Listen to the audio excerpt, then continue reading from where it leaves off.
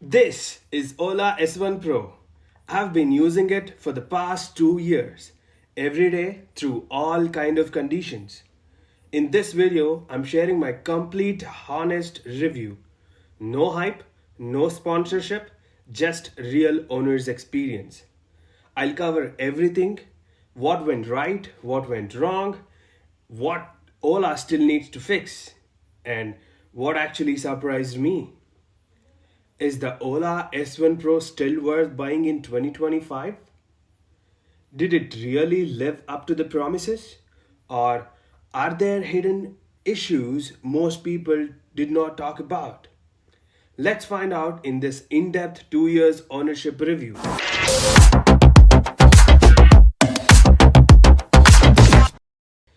So, it's been exactly 2 years since I've started using Ola S1 Pro as my daily ride. I've taken it through traffic jams, rainy days, charging struggles, even a few unexpected surprises. This review is going to be brutally honest. No sugarcoating. I'm going to talk about the highs and the lows that you probably won't hear in most polished reviews. Whether you are thinking of buying an Ola S1 Pro today or just curious if it is worth in 2025, stay tuned because you'll get answer to all of that.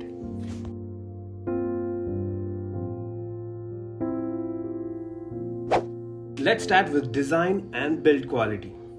The Ola S1 Pro still looks stylish even after 2 years. Its clean and modern design grabs attention naturally, especially because there aren't many scooters like this on the road. Now, coming to the build quality. It is okay, but not the best. The body panels looks good but aren't very strong. I've noticed loose fittings and minor panel misalignments within few months. The plastic near the footrests and under the seat could have been better quality. It feels bit weak.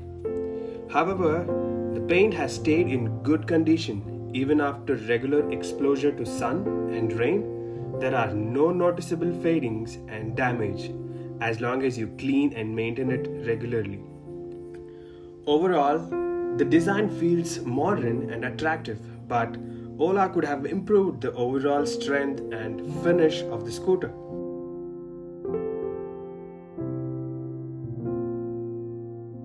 The Ola S1 Pro has a stride and relaxed sitting position, which is comfortable for the daily city rides. The seat is wide, but if you ride more than 30 to 40 minutes, it can start to feel a bit hard, especially for the person who is sitting at the back. The suspensions is okay on the smooth roads, but on the rough roads with speed breakers, it feels little bouncy. The back suspension hits the bottom easily when riding with the passengers or carrying a heavy bag, which makes the ride less stable. With 160 ground clearance, you have to be careful on the tall made speed bumps to avoid scraping the bottom. On the brighter side, the scooter is light and easy to handle in the city traffic. You get multiple modes like Eco, Normal, Sports, and Hyper. And with the MoveOS 5, there is a new custom DIY mode. It lets you to mix and match the acceleration, regen braking, and a top speed to fit your personal riding style.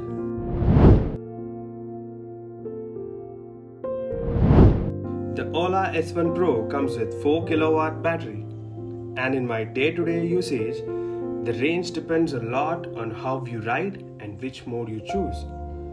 In normal mode, it comes around 100 to 110 kilometers. In sports or hyper mode, you can expect around 70 to 90 kilometers. Sometimes even less if you ride aggressively. I personally don't use eco mode much, and honestly most people won't unless the battery is running low and you are just trying to reach the nearest charging point. One big thing I noticed, the range prediction is not always accurate. A few moments later. It can drop suddenly, especially in a hyper mode or a long flyovers. Charging at home takes about 6 to 6.5 hours. I don't use fast charging much because it's limited to most areas and often occupied. But here is the issue. The fast charging heats the battery. If your battery is already hot, like about 35 degrees, it slows down to protect itself.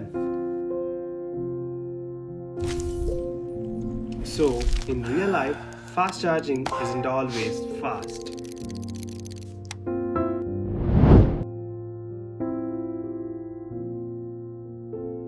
Let's talk about service. Overall, I would rate 5 out of 10. I'll give you an example what has happened to me. The head unit started vibrating and they told me to upgrade it to Gen 3 unit, which costs around 4,000 bucks. Really expensive. Brake pad replacement can take up to 7 business days in metro cities. Doorstep service is available in some places, but not all. So yeah, it's usable but not smooth or quick.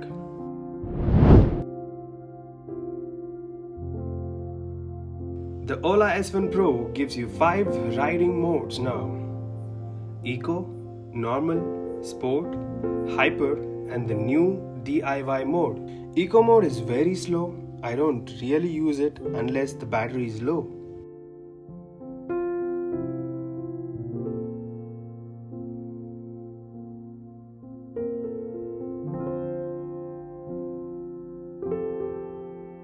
Normal mode is great for city rides. Sport mode gives you better acceleration. Hyper mode is super fast but drains the battery quickly and heats up the motor. Now the DIY mode. It lets you make your own custom riding profile, like adjust your speed, braking, the sound.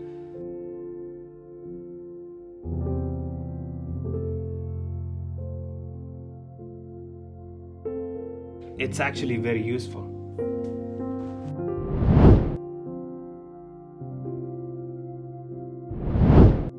The Ola S1 Pro has the features that make everyday use better.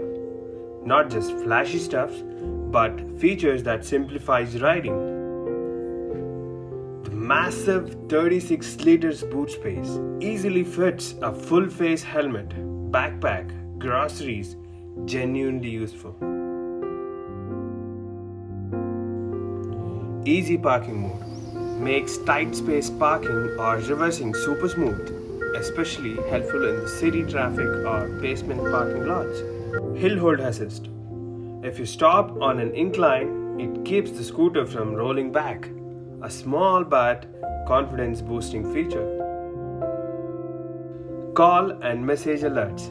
You get a notification right on the screen. It's helpful when riding, though there is sometimes slight delay in syncing. Improved navigation.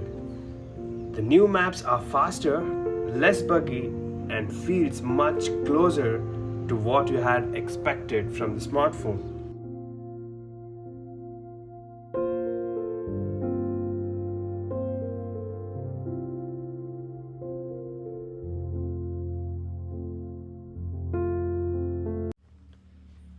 That wraps up my 2 years ownership review of Ola S1 Pro. But hey, what do you think about MoveOS 5? Should I make a full video covering its all new features in detail? Let me know in the comment below. Don't forget to like, share and subscribe if you found this review helpful. See you in the next video.